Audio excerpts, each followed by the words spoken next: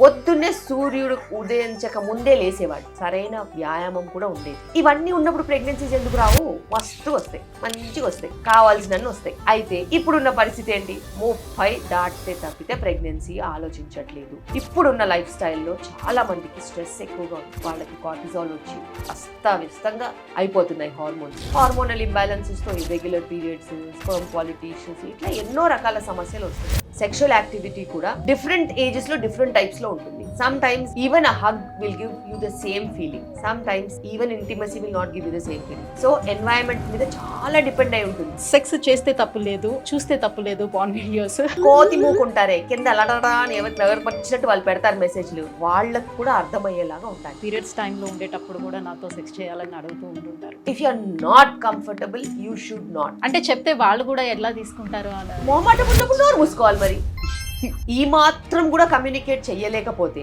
There is no use of a long term relationship. గతంలో పెళ్ళైన తర్వాత వాళ్ళు వర్జినిటీని కోల్పోయేవారు, ఇప్పుడు చాలా ఫాస్ట్ గా ఉన్నారు. If you don't have safe sexual activity, మీరు ఖచ్చితంగా ఏదో ఒక సెక్షువల్లీ ట్రాన్స్మిటెడ్ డిజీజ్ దారిని పడతారు. లవ్ కి డెఫినేషన్ మారుతూ వెళ్తూ ఉంటుంది. భార్యాభర్తలు విడిపోవటానికి కొన్ని రీజన్స్ చెప్తూ ఉంటారు. లైఫ్ లో ఎప్పుడైనా ఒడిదుడుకులు వచ్చినప్పుడు ఉండేదాన్నే మనం పాలిష్ అవుతూ ఉంటాం. ఇది ఎవరి మిస్టేక్ కాదు. People would want to have a house, would want to have 1 or 2 children. ఇవన్నీ మేనేజ్ చేస్తూ వెళ్ళినప్పుడు జనజీవన స్రవంతిలో కలిసి వెళ్ళిపోతున్నప్పుడు ఇలాంటి చాలా జరుగుతూ ఉంటాయి. పిల్లలు పుట్టారు కదా అందుకే నేను లావుగా అయ్యాను అని చెప్తూ ఉంటారు. అసలు ఏ సంబంధం ఉంటుంది? బాగా తినేసి లావ్ అవడం తప్పితే వేరే ఏం లేదు. మదర్ ఇన్ లా అసలు వర్కే చేయనివ్వరు. ప్రేమ అనుకుంటారు, అది ప్రేమ కదా, పైసా. Coming to unwanted kids ma'am, committed relationships లో ఉన్న వాళ్ళకి ఇవి యూజ్ చేయడానికి హక్కు వీలు. పెయిన్ వస్తే ఈ పెయిన్ కామనే కదా అని భరిస్తే మార్నింగ్ కి శవమైతే వెళ్తారు. చావు బతుకుల్లో 5 grams 4 grams హిమోగ్లోబిన్ తో మా దగ్గరికి వస్తారు. వచ్చినప్పుడు మేము చేసే కష్టము ఎవరు రికగ్నైజ్ చేయరు. ప్రాణం పోతే డాక్టర్ వల్ల ప్రాణం పోయిందంటారు తప్పితే ఇలా మింగొచ్చింది అందుకే పోయిందని ఎవ్వరు చెప్పరు. Hi, welcome to healthy talks with Suji.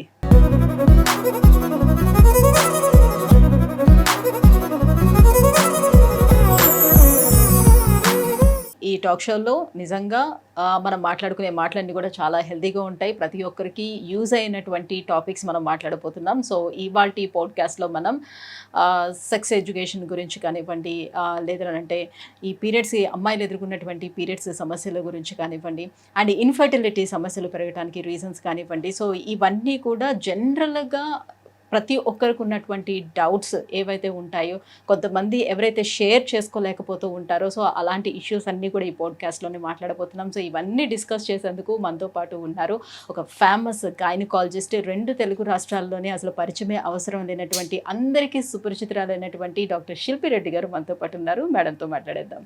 Hello ma'am. Hello, how are you? Very good ma'am. First of all మీకు థ్యాంక్స్ చెప్పుకోవాలి, ఎందుకంటే మీ టైం చాలా ప్రీషియస్ ఐ నో. సో అయినా మీకున్న టైంలో మాకు ఈ టైం కేటాయించినందుకు thank you so much for that. Welcome. So first of all sex education గురించి మాట్లాడాలనుకుంటున్నాం మ్యామ్. సో దీని గురించి మాట్లాడేదానికన్నా బిఫోర్, సో నేను ఒకటి ఎక్స్పీరియన్స్ అయిన దాని గురించి చెప్తాను. సో ఒక గైనకాలజిస్ట్తో నేను ఆల్రెడీ ఒక సెక్స్ ఎడ్యుకేషన్ గురించి ఒక వీడియో చేశాం. సో వీడియోలో కింద కామెంట్స్ అన్నీ చూసేటప్పుడు చాలా వల్గర్గా వచ్చినాయి. సో వాట్ ఐ థాట్, అసలు సెక్స్ అనే మాటని అసలు యూజ్ చేయకూడదా? ఎడ్యుకేషన్ గురించి అసలు మాట్లాడకూడదా? సెక్స్ చేస్తే తప్పు లేదు, చూస్తే తప్పు లేదు, పాన్ వీడియోస్. సో మనకి సినిమాల్లోని ఈ రొమాన్స్ చూస్తే తప్పు లేదు. సో ఎడ్యుకేట్ చేయడంలో వచ్చే తప్పు ఏంటి అసలు? ఎందుకు మనుషుల ఆలోచన ధోరణి ఈ రకంగా ఉంది? సో సెక్స్ ఎడ్యుకేషన్ అనేది ఎంతవరకు అవసరం పిల్లలకి? తప్పకుండా ఇప్పుడున్న పిల్లలకైతే కరెక్ట్ సెక్స్ ఎడ్యుకేషన్ అనేది ఇంపార్టెంట్. ఎందుకంటే వాళ్ళకి తెలిసి తెలియనిది చాలా అన్వాంటెడ్ ఇన్ఫర్మేషన్ వాళ్ళ బ్రెయిన్లోకి, వాళ్ళ ఐస్లోకి, వాళ్ళ మొత్తం ఆలోచనలోకి వెళ్ళిపోతుంది. అలాంటప్పుడు ఒక ఎడ్యుకేషన్ ద్వారా రైట్ ఇన్ఫర్మేషన్ ఇచ్చే బాధ్యత అనేది రెస్పాన్సిబుల్ పీపుల్కి ఉండాలి. ఇప్పుడు దానికి స్పెషల్గా సైకాలజిస్టులు ఉంటారు, సెక్స్ ఎడ్యుకేటర్స్ ఉంటారు. సో వాళ్ళు దీన్ని సటిల్గా ఎలాగైతే మనం చెప్పగలుగుతామో, వాళ్ళకి అర్థమయ్యేలాగా ఎంత జాగ్రత్తగా వాళ్ళు ఉండాలో ఆ విధంగా ప్రొఫెషనల్గా చెప్తారు. సో అలాంటప్పుడు మనము ప్రొఫెషనలిజం అనేది నిజంగా ఏ ప్రొఫెషన్కైనా ఉండాలి.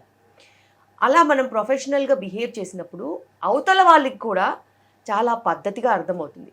ఇలా పద్ధతిగా అర్థం చేసుకుంటేనే ఇవాళ రేపు ప్రాబ్లమ్స్ రాకుండా ఉంటాయి. వాళ్ళకి నచ్చినట్టు, వాళ్ళకి కనిపించినట్టు, వాళ్ళకి అవసరం ఉన్నట్టు అర్థం చేసుకుంటే రేపు మనకి ఎన్నో ప్రాబ్లమ్స్ రావచ్చు. ఆ ప్రాబ్లమ్స్ చిన్న వయసులో ఉన్న పిల్లలకి, యుక్త వయసులో ఉన్న అమ్మాయిలకు కానీ అబ్బాయిలకు కానీ వస్తే మటుకు క్షమించరాని నేరం. సో ఇలా మనము క్షమించరాని నేరాలని, ఘోరాలని పెంచడం కంటే ఖచ్చితంగా ఒక పద్ధతిగా, ఒక మంచి దారిలో వాళ్ళని ట్రైన్ చేసుకుంటే అద్భుతమైన ఒక సమాజం అనేది ఉంటుంది. అలాంటి అద్భుతమైన సమాజంలో ఈ కోతి మూకుంటారే కింద అలడడా అని ఎవరు వచ్చినట్టు వాళ్ళు పెడతారు మెసేజ్లు, అలాంటి వాళ్ళు ట్రైన్ అయ్యి ఓహో ఇలా కూడా ఉంటుందా అని వాళ్ళకి కూడా అర్థమయ్యేలాగా ఉండాలి. బికాస్ ఈ విషయంలో మాట్లాడుకున్నట్టయితే అసలు మనం ఎవరి మనుగడ లేదు. If there is no sexual activity, ఎక్కడి నుంచి పుడతారు జనాలు, ఎక్కడి నుంచి ప్రపంచం నడుస్తుంది. ఎటువంటి మానవాళి నడవాలన్నా, ఎటువంటి యానిమల్స్ పెరగాలన్నా ఖచ్చితంగా దాని గురించి కరెక్ట్ అవగాహన అనేది ఉండాలి. సేఫ్ సెక్స్ ఎడ్యుకేషన్కి సంబంధించి పిల్లలకు వివరించడంలో పేరెంట్స్ పాత్ర, అంటే వాళ్ళ రెస్పాన్సిబిలిటీ ఎంత ఉండాలి, అండ్ స్కూల్స్లో సెక్స్ ఎడ్యుకేషన్ గురించి ఉండాలంటారా, ఉంటే తప్పేమైనా ఉంటుందా? ప్రతి స్కూల్లో సెక్స్ ఎడ్యుకేషన్ గురించి క్లాసెస్ అనేవి మ్యాండేటరీగా ఉండాలి. ఒక 8th, 9th, 10th class onwards నుంచి ఉంటే మంచిది. అయితే అంతకన్నా చిన్నపిల్లలకి పేరెంట్స్ బాధ్యత తీసుకొని వాళ్ళు సరైన దారిలో పెట్టుకుంటే మంచిది. ఎందుకంటే ఎంతవరకు వాళ్ళు ఫ్రెండ్లీగా ఉండగలుగుతారు, ఎంతవరకు వాళ్ళు ఓపెన్గా ఉండగలుగుతారు అనేది ఒక పెద్ద ప్రశ్న. లేదు వాళ్ళు ఉండలేకపోతున్నారని అంటే ఆబ్వియస్లీ పీడియాట్రిషియన్స్ ఉంటారు, స్పెషలిస్టులు ఉంటారు, వాళ్ళ హెల్ప్ తీసుకోవచ్చు, తప్పేంటి. ఎనీ టైం రైట్ ఏజ్లో కనుక కరెక్ట్ అవగాహన అనేది ఉంటే మటుకు నిజంగా లాభపడు. టు బి ఫ్రాంక్ మాట్లాడుకోవాలి అని అంటే గతంలో పెళ్ళయిన తర్వాత వాళ్ళు వర్జినిటీని కోల్పోయేవారు, బట్ ఇప్పుడు బిఫోర్ మ్యారేజే చాలా వరకు అందరూ చాలా ఫాస్ట్గా ఉన్నారు. సో దాని గురించి అసలు క్వశ్చన్ కూడా చేయకూడదేమో. సో ఇంత ఎర్లీగా ఇంటర్ కోర్స్లో పార్టిసిపేట్ చేయటం వల్ల వచ్చే కాంప్లికేషన్స్ ఏమైనా ఉంటాయా ఫర్దర్గా? బేసిక్గా మనము అమ్మాయిలకైనా అబ్బాయిలకైనా కరెక్ట్ ఎడ్యుకేషన్ ఇవ్వగలుగుతాం. అక్కడి నుంచి వాళ్ళ దారి వాళ్ళు తీసుకోవాలి. కొంతమందికి వాళ్ళ దారి అదే అనిపిస్తుంది, కొంతమందికి వాళ్ళ దారి సరైన దారి వాళ్ళు ప్లాన్ చేసుకుంటారు. ఏదైతేనేమి ఇప్పుడు మ్యారేజెస్, కమిటెడ్ రిలేషన్షిప్స్కి టైం పడుతుంది. అది ఎడ్యుకేషన్ అయినా అయి ఉండొచ్చు, ప్రొఫెషనల్గా అయినా అయి ఉండొచ్చు, లేకపోతే వాళ్ళ చాయిసెస్ అయినా అయి ఉండొచ్చు. మరి అంత డీలే అవుతున్నప్పుడు వాళ్ళకి ఆ జర్నీలో ఒక జర్నీలో ఉన్నప్పుడు ఎవరైనా నచ్చిన వాళ్ళు దారిలో రావచ్చు, ఏదైనా అనుకోకుండా కొన్ని జరగవచ్చు. సో ఇలాంటివి క్షణికంగా కొన్ని జరిగిపోతుండొచ్చు. బికాస్ హార్మోన్స్ అనేవి అందరికీ ఉంటాయి, హార్మోన్స్ పని చేయకుండా ఎందుకు ఉంటాయి చెప్పు. సో ఇలా మనకి committed relationships and marriages delay అవుతున్నప్పుడు ఇవన్నీ మనం ఫోర్సీ చేస్తాం, 100% ఫోర్సీ చేస్తాం. అయితే ఇప్పుడు మనకి ఏం ఆలోచించాలంటే, మనము ఎప్పుడైతే వీటి గురించి మనం మాట్లాడతామో వాళ్ళకి అర్థమయ్యేలాగా చెప్పాలి, ఏది సేఫ్ ఏది నాట్ సేఫ్. సేఫ్టీ గురించి మాట్లాడిన అవుతే సెక్షువలీ ట్రాన్స్మిటెడ్ డిజీజెస్ చాలా చాలా important. If you don't have safe sexual activity, మీరు ఖచ్చితంగా ఏదో ఒక సెక్షువలీ ట్రాన్స్మిటెడ్ డిజీజెస్కి దారిన పడతారు, which or sometimes treatable, sometimes not treatable, sometimes years పడుతుంది ట్రీట్ అవ్వడానికి, సమ్టైమ్స్ లక్కీగా ఉంటే కొన్ని మెడిసిన్స్తో క్యూర్ అవుతారు. ఇంత అనర్థాలకి ఎందుకు ఎవరు దారి తీసుకోవాలి? వాళ్ళ ప్రాణాన్ని ఎందుకు పణంలో పెట్టాలి? ఏదైనా ఈ ప్రాణం కోసమే చేస్తాం, ఈ ప్రాణం కోసము ఇంత డేంజర్ తీసుకోవాల్సిన అవసరం లేదు.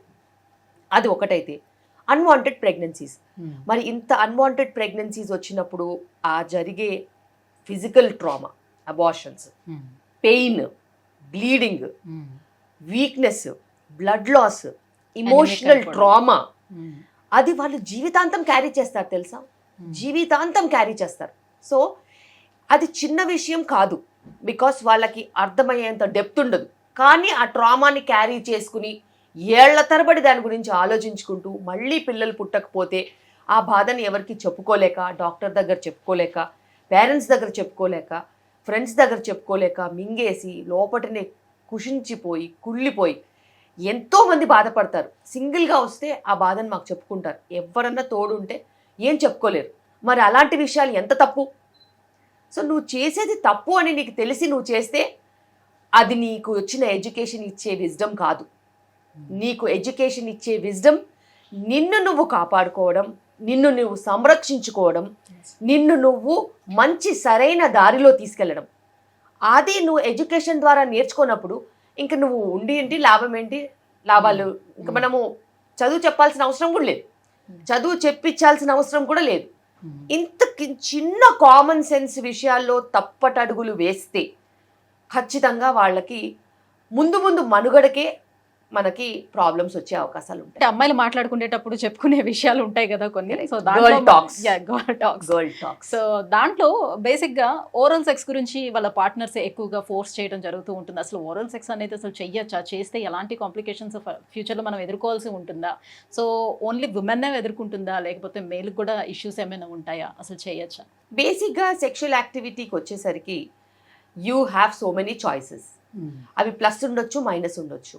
అయితే పార్ట్నర్స్ ఇద్దరు మాట్లాడుకుని ఇద్దరికి సమ్మతం అయితేనే ఏదైనా సంతోషమైన సామ్రాజ్యమైన, లేకపోతే గొడవలు విడిపోవడం తప్పితే ఏం మిగలదు. అయితే ఇద్దరు ఒపీనియన్స్ కలిస్తే సుఖంగా వాళ్ళు ఎంజాయ్ చేస్తారు. ఇద్దరు ఒపీనియన్స్ కలవకపోతే అది మనసులోనే పెట్టుకుని బాధపడుతూ దూరాలు పెరిగిపోతాయి. అండ్ సెక్షువల్ యాక్టివిటీకి వచ్చేసరికి చాలామందికి చాలా చాయిసెస్ ఉంటాయి. చాలా అన్యాచురల్ చాయిసెస్ ఉంటాయి, న్యాచురల్ చాయిసెస్ ఉంటాయి. కొంతమందికి అసలు చాలా విపరీతంగా కూడా బిహేవియర్స్ ఉంటాయి.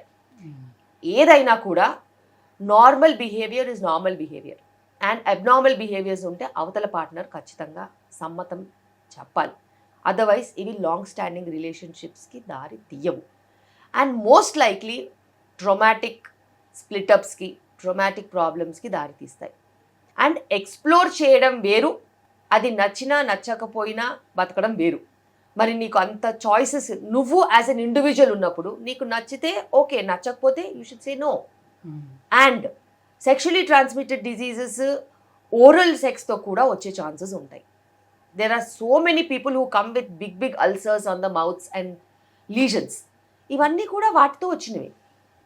అండ్ లాంగ్ టర్మ్ రిలేషన్షిప్స్లో there are so many safety aspects that we can be reassured. Single partner long term రిలేషన్షిప్స్లో ఉన్నప్పుడు వాళ్ళ అండర్స్టాండింగ్ వేరు, వాళ్ళ హెల్త్ సెగ్మెంటే వేరు, వాళ్ళ పర్స్పెక్టివ్సే వేరు. కానీ ఇప్పుడున్న పరిస్థితిలో మనకి అలాంటి సిచ్యువేషన్స్ తక్కువ. బికాస్ పీపుల్ ఆర్ ఎక్స్ప్లోరింగ్లో చాలా ఎక్స్ప్లోర్ చేస్తూనే ఉంటారు. అలాంటప్పుడు ఇందులో సేఫ్టీ అనేది ఉండదు. జాగ్రత్తగా ఉండాల్సిన అవసరం అయితే ఉంది. రైట్, మీరు చెప్పినట్టుగా విపరీతాలు కూడా చాలా ఉంటాయి అని అన్నారు కదా. సో ఉంటాయి. అందులో భాగంగానే కొంతమంది అడుగుతూ ఉంటారు, నా హస్బెండ్ నేను పీరియడ్స్ టైంలో ఉండేటప్పుడు కూడా నాతో సెక్స్ చేయాలని అడుగుతూ ఉంటుంటారు. సో ఈ దీనివల్ల నేను ఏమైనా ఎఫెక్ట్ అవుతానా అని. ఎవరికి ఏ ఎఫెక్ట్ అవ్వరు, బట్ కంఫర్ట్ అనేది కూడా చూసుకోవాలి కదా. See everybody is not having same symptoms. Okay, some people are very comfortable, some people have tremendous pain. So if you are comfortable, you can go ahead, there is nothing to stop you. If you are not comfortable, you should not, because it will increase your pain, agony, stress, and adi oka mental problem ki dari teestadi. Already physical pain ఉన్నప్పుడు నువ్వు దాన్ని emotional గా ఇంకా pressurise చేస్తే you will not be able to enjoy. And nobody is a toy in the other people's hand. Everybody has their own self regulation, self respect and body image particulars. So అవన్నీ ఉన్నప్పుడు you can always communicate. అంటే పూర్వము మన పెద్దవాళ్ళు so ఇట్లా periods వచ్చేటప్పుడు వాళ్ళని సపరేట్గా కూర్చోబెట్టేవారు, పని చేయించకపోవడంతో పాటుగా. సో ఇలా సెక్షువల్ గా కూడా ఇంటర్కోర్స్ కూడా ఉండకూడదని. అట్లా దాంట్లో ఏం సైంటిఫిక్ రీజన్ లేదని అంటారు. So basically it is not about scientific reason, it is about understanding a women's needs, because women use to do lot of work. Okay, lot of work అంటే lot of house related work. Bigger families, చాలా పెద్ద families ఉండేవి, చాలా మందికి వంట చేయాల్సి వచ్చేది, చాలా పెద్ద పెద్ద డేకిసాల్ లాంటివి ఎత్తాల్సి వచ్చేది, వంట దగ్గర ఇంటి పని, క్యాటిల్, మొత్తం యానిమల్ హస్బెండరీ ఉంటే కూడా ఉమెనే చూసుకునేవాళ్ళు. ఇట్లా ఎన్నో పనులు ఉండేవి. పాలు పితకడం దగ్గర నుంచి ఇల్లు కల్లాపి కానీ ఊడవడం కానీ తుడడం ఇలా చాలా పనులు ఉండేవి. సో అలాంటి వాటికి నీకు కొంచెం రెస్ట్ ఇవ్వడానికి కొన్ని సోషల్ నార్మ్స్ గ్యాదర్ చేశారేమో తప్పితే కానీ, అండ్ అందులో ఒక పార్ట్ ఇది కూడా ఉండొచ్చు, just give her space, recovery, additional stress లేకుండా రిలాక్స్డ్గా ఉండడానికి తప్పితే వేరే ఏ విషయాలు లేవు. So men and women sexual లైఫ్లో ఉమెన్ సాటిస్ఫాక్షన్కి ఎంత ప్రయారిటీ అనేది ఇస్తున్నారు ప్రజెంట్ మెన్స్ అనేది? అది మెన్ తప్పు కాదు, అది ఉమెన్ షుడ్ బి రెస్పాన్సిబుల్. చాలాసార్లు నేను చూశాను, if not 100%, at least 70% women do not communicate. తనకి ఏం కావాలో తను కమ్యూనికేట్ చేయలేదు, చెప్పదు. ఇది whether she is got an orgasm or not, whether she is satisfied or not, or whether she is happy or not, she never speaks. And అంటే చెప్తే వాళ్ళు కూడా ఎట్లా తీసుకుంటారు అనే మొహమాటం ఉన్నప్పుడు నోరు మూసుకోవాలి మరి. ఇంక అందులో ఉనికిడేది? You are an individual, he is an individual. ఇండివిజువల్గా మీరు టుగెదర్గా ఒక రిలేషన్షిప్లో ట్రావెల్ అవుతున్నప్పుడు ఇద్దరికీ ఆ మాట్లాడుకునే స్పేసు, ఓపెన్నెస్, కమ్యూనికేషన్, ట్రాన్స్పరెన్సీ ఉండాలి. నువ్వు నీ ట్రాన్స్పరెన్సీని తొక్కేసుకుని పార్ట్నర్ ఏమనుకుంటాడో అనుకుంటే తప్పు కదా. చాలాసార్లు కమ్యూనికేషనే ప్రాబ్లం. కమ్యూనికేట్ చేస్తే పాజిటివ్గా తీసుకునే పార్ట్నర్స్ ఉంటారు. ఓకే, డిప్రెస్ అయిపోయి వాళ్ళు డాక్టర్స్ దగ్గరికి వెళ్ళిపోయి I'm not able to perform అని ఇంకా పర్ఫార్మెన్స్ పడిపోయే వాళ్ళు కూడా ఉంటారు. But that number is lesser. And నువ్వు ఎట్లా కమ్యూనికేట్ చేస్తున్నావు అనేది నువ్వు సరిగ్గా చెప్పగలగాలి. యోర్ ఫాల్ట్ అని చెప్తే ఎవరైనా ఒఫెన్సివ్గా ఫీల్ అవుతారు. Let's do it this way అన్నది చెప్తే వేరే రకంగా ఉంటుంది. I would want some more time అని అంటే వేరే రకంగా ఉంటుంది. సో నీ మాటలు వల్లే ఏదైనా కానీ పెరగడమా విరగడమా అనేది ఉంటుంది. చాలా వరకు వాళ్ళు అనుకునేది ఏంటంటే, ఇప్పుడు నేను ఇలా చెప్పాను అని అనుకోండి ఫర్ సపోజ్, సో నీకు చాలా ఎక్స్పీరియన్స్ ఉన్నట్టుంది, that's why you asking like that, అలా ఏమైనా అంటారేమో. సో ఈ రకంగా తీసుకుంటే నేను ఏం ఇంకెందుకు మరి అలాంటప్పుడు ఆ పార్ట్నర్తో బతకడం ఎందుకు చెప్పు. ఈ మాత్రం కూడా కమ్యూనికేట్ చెయ్యలేకపోతే there is no use of a long term relationship. Okay, and it is never about your words which are going to be interpreted. Okay, interpretation అనేది నీ బిహేవియర్ వల్ల కూడా వస్తుంది, నీ ఇంటిమసీ వల్ల కూడా వస్తుంది, నీ మాటల వల్ల కూడా వస్తుంది, నీ అట్మాస్ఫియర్ వల్ల కూడా వస్తుంది. A very loving, caring couple would never talk such extreme things. Only a sadist will talk like that. So అట్లాంటి సాడిస్ట్ గారితో ఉండాల్సిన అవసరం కూడా లేదు. అంత చెడ్డగా నీ గురించి మాట్లాడినోళ్ళు పట్టుకుని ఊగులాడాల్సిన అవసరం అసలుకే లేదు. సో ఏదైనా అర్థం చేసుకుంటేనే రిలేషన్షిప్. ఇంత నాస్టీగా మాట్లాడితే ఇంకా వాడు నీ గురించి ఏమనుకుంటున్నాడు, నువ్వు ఎందుకు ఉండాలి కలిసి? As well get out of that trauma. Today if he speaks like this, tomorrow he'll speak anything else. And if you are going to think like he might talk to me like that, that means you don't have an internal respect for him. So ఏదైనా రిలేషన్షిప్లో బయట ఎంత respect ఉంటుందో లోపల కూడా అంతే respect ఉండాలి, అంత కమ్యూనికేషన్ ఉండాలి, అంత ట్రాన్స్పరెన్సీ ఉండాలి.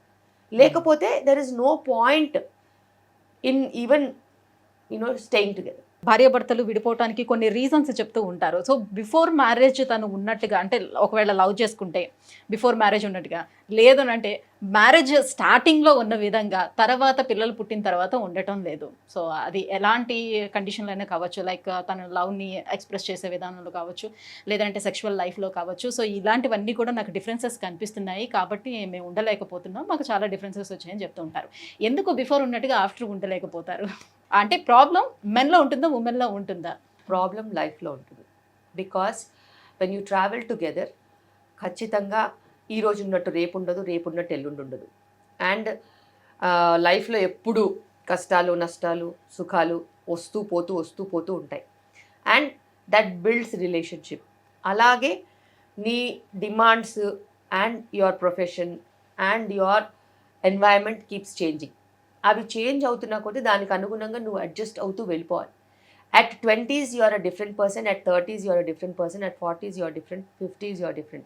Your body is different, yes. Your work is different, your professional engagements are different, your family is different, your responsibilities are different. So prioritize అయ్యేవి prioritize అవుతూ ఉంటాయి, prioritize లేని పక్కన పడుతూ ఉంటాయి.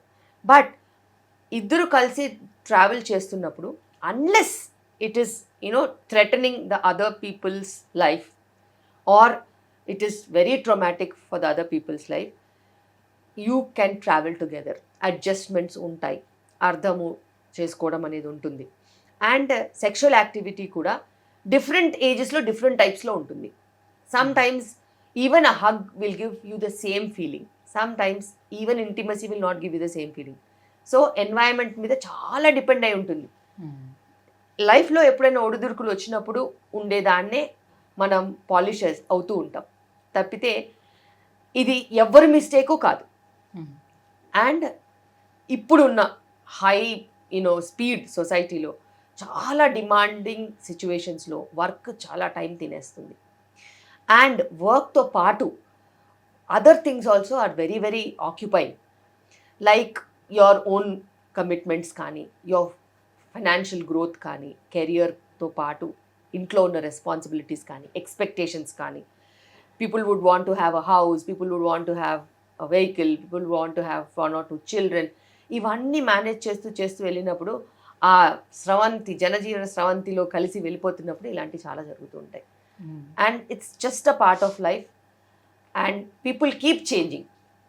లవ్కి డెఫినేషన్ మారుతూ వెళ్తూ ఉంటుంది. సో ఇప్పుడు చాలా రిలేషన్షిప్స్ అన్నీ కూడా మాక్సిమం బ్రేక్ అవుతూ అలా వెళ్తున్నటువంటి ఈ రిలేషన్షిప్స్ని చూసి సో చాలామంది ఏంటంటే జస్ట్ లివింగ్ టుగెదర్ రిలేషన్షిప్ వచ్చేద్దాం, మ్యారేజెస్ ఇవన్నీ ఎందుకు, తర్వాత మళ్ళీ డివోర్స్ ఇవన్నీ తలకాయ నొప్పులన్నీ ఎందుకు, సో లివింగ్ టుగెదర్లో ఉందాం అండ్ ఫైనాన్షియల్ ఫ్రీడమ్ కూడా మనకి పోతుంది అండ్ ఆ కంపాటబిలిటీ ఉండదు. సో ఇవన్నీ ఆలోచిస్తూ ఉంటారు. సో కొద్ది రోజులు పోయిన తర్వాత ఈ మ్యారేజ్ అనే వర్డ్ కూడా ఇంకా ఉండదంటారా? అసలు ఇలాంటి రిలేషన్షిప్స్ ఏమైనా ఉంటాయా, లేకపోతే ఈ లివింగ్ టుగెదరే వెళ్తాయంటారా? చూస్తూ ఉంటుంటే ఏమనిపిస్తుంది? బేసిక్గా కుటుంబ వ్యవస్థ, మ్యారేజెస్ ఇవన్నీ కూడా చాలా చాలా చాలా కోట్ల సంవత్సరాల నుంచి ఉన్నాయి. ఆది మానవులు అప్పుడు కూడా ఉన్నారు, ఇప్పుడు కూడా లోకంలో ఉన్నారు. Who just behave like stray dogs. They can be stray dogs anywhere. అయితే కుటుంబ వ్యవస్థ అనేది చాలా స్ట్రాంగ్, చాలా చాలా స్ట్రాంగ్.